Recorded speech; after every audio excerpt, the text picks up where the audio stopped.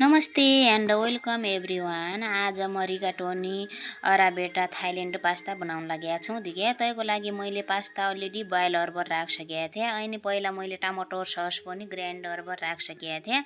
Pasta लागि मैले छोटा छोटा अर्बर गार्लिक काटेँ।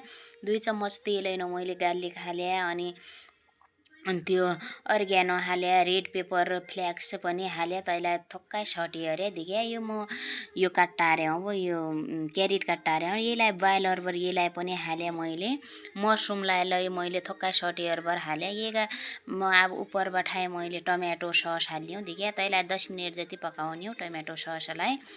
अनि टमेटो ससलाई नमक हाल्बर ब्ल्याक पेपर हाले अनि तैलाई 10 मिनेट म तैलाई पकाउने तै पाछा मैले माथिबाट चीज पनि हालेको छु दिके चीज पनि हाले।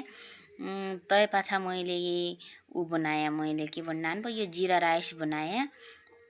जीरा राइस बनाइदिए भन्यो अरे खडा मसला अनि घी तलबर जीरा हालबर मैले के बनाएँ जीरा राइस पनि बनाएँ।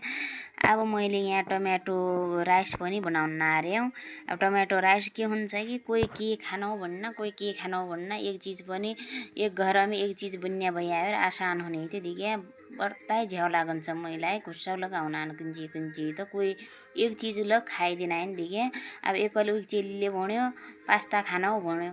अब उहिले भन्यो कि मैलाई जीरा राइस चाहियो भन्यो उही कसैले भन्यो कि अब टमेटो राइस चाहियो भन्यो। सबैलाई अलग अलग चित्त बुझाउनै पर्यो। आज बीच म अम्लेट पनि बनाइदिए भन्यो मैलाई यति खुस्साउन आथे।